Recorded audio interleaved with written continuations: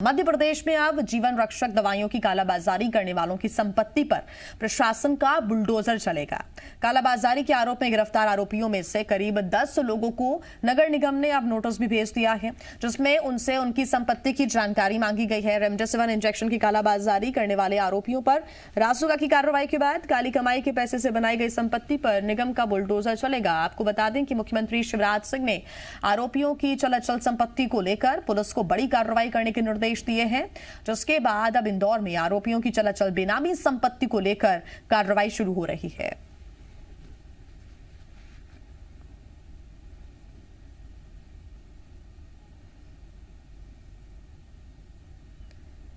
तो एक बड़ा निर्देश यहां पर दिया गया है। आपको बता दें कि अब प्रशासन का बुलडोजर इनकी संपत्ति पर चलेगा।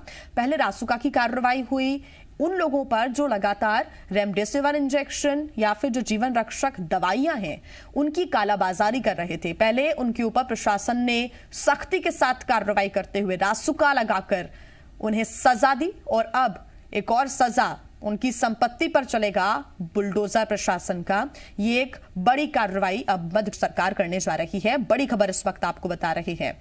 आरोपियों की जो संपत्ति है उसकी जानकारी मांगी गई है और काली कमाई से बनाई गई संपत्ति पर निगम का बुलडोजर अब चलेगा। आने वाले समय में ये तस्वीरें भी हमें देखने को मिलेंगी कि जो काली कमाई से संपत्ति अर्जित की गई है, बनाई गई है, उस पर प्रशासन का बुलडोजर चलता हुआ नजर आएगा। इसके पीछे एक बड़ी वजह है, एक संदेश देने की कोशिश है सरकार की, प्रशासन की, कि इस तरह के कार्य, इस तरह की हरकत अगर आप मध्य प्रदेश में कर रहे हैं तो सचेत हो जाइए, आपके ऊपर भी ऐसी कार्रवाई हो सकती है, क्योंकि सख्ती लगातार प्रशासन सरकार बरत रहा है। आपको बता दें कि पिछले दिनों कोरोना के मरीजों की संख्या बढ़ती हुई नजर आई। हालांकि अब राहत है कि पॉजिटिविटी रेट घट रहा है, लेकिन अभी भी ऐसे लोग हैं जो मजबूर हैं और उस मजबूरी का फायदा उठा रहे हैं ये कालाबाजारी करने वाले माफिया, जो लगातार दवाइयों को भारी मात्रा में बेच रहे हैं और इसकी रकम दोगुनी तिगुनी वसूल रहे हैं मजबूर मरीजों से, उनके परिजनों से। साथ ही ऑक्सीजन सिलेंडर की जब उपलब्धता कम हुई उसके बाद भी ऑक्सीजन के सिलेंडर के दाम भी दोगुना तिगुना कर इन लोगों ने खूब पैसा कमाया। लेकिन अब जो पैसा कमाया गया है, जो काली कमाई की गई है, उस पर प्रशासन की नजर है। जो संपत्ति अर्जित की गई है उस पर प्रशासन की नजर है। निगम अब बुलडोजर चलाएगा उस संपत्ति पर। साथ ही जानकारी मांगी गई है ऐसे जो कालाबाजारी लगातार कर रहे थे और जो संपत्ति उन्होंने इससे बनाई है, ये पूरी जानकारी लेकर अब प्रशासन का बुलडोजर इनकी संपत्ति पर चलेगा। और इसी पर ज्यादा जानकारी के साथ जी मीडिया संवाददाता शैलेंद्र हमारे साथ जुड़ गए हैं। शैलेंद्र, एक बड़ा कदम है, कहेंगे एक सख्त कदम यहां पर प्रशासन उठाने जा रहा है कि जो संपत्ति अर्जित की गई है इस काली कमाई से, इन कालाबाजारी करने वाले अपराधियों के द्वारा उन पर अब बुलडोजर चलने जा रहा है संपत्तियों पर। इसका एक सीधी वजह हम ये देख सकते हैं, एक बड़ा रीजन ये कि खूब मजबूत हो गई ये पैसा कमाकर, अब प्रशासन इनको कमजोर करेगा।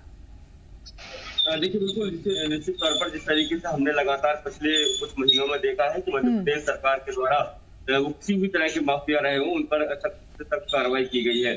और उसी के चलते अब मध्य प्रदेश के मुख्यमंत्री शिवराज सिंह चौहान ने हाल ही में जो कलेक्टर और कमिश्नरों के साथ वीडियो कॉन्फ्रेंसिंग की थी, उसमें निर्देश दिए थे कि जितने भी माफिया हैं, खासकर वो लोग जो नकली दवाइयां बेच के, रेमडेसिविर बेचकर या फिर अन्य किसी जीवन रक्षक दवाइयां जो आपदा में अक्सर जो लोग खोज रहे हैं, उन लोगों के खिलाफ सख्त से सख्त कार्रवाई होनी चाहिए, ताकि जो बाकी के लोग हैं उन तक एक मैसेज जाए कि सरकार आपके खिलाफ है और किसी भी तरह की अवैध गतिविधि को संचालित नहीं होने देगी।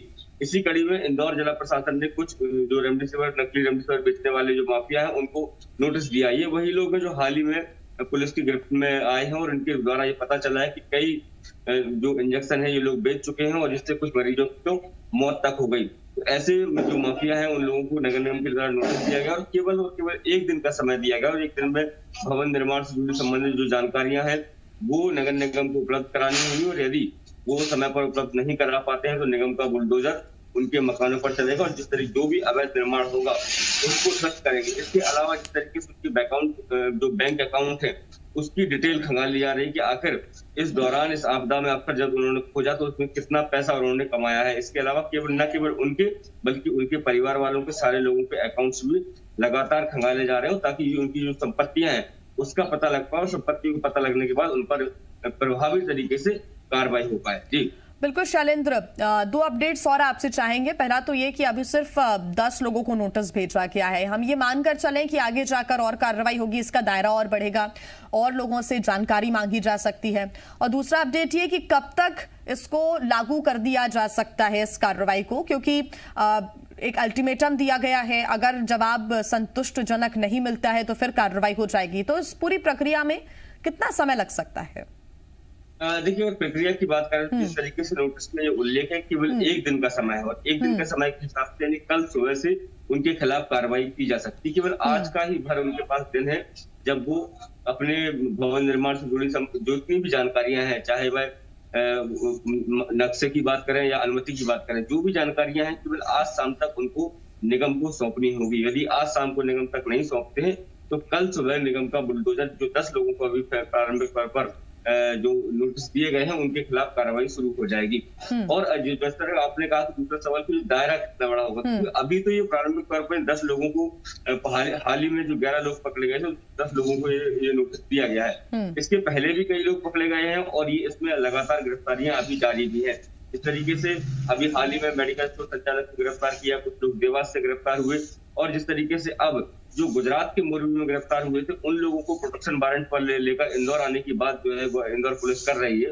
और ऐसे में जब जो मुख्य सरगना थे जो मोरबी में पूरा ये चलाते थे फैक्ट्री, वो लोग जब इंदौर आएंगे और जब पुलिस से पूछताछ करेगी तो हो सकता है कि कई बड़े नाम जो है इसमें सामने आ जाए, और जब वो नाम सामने आएंगे उसके बाद जो है कहीं ना कहीं प्रशासन उन पर शिकंजा कसने का काम शुरू करेगा। जी बिल्कुल शैलेंद्र, बहुत धन्यवाद आपका तमाम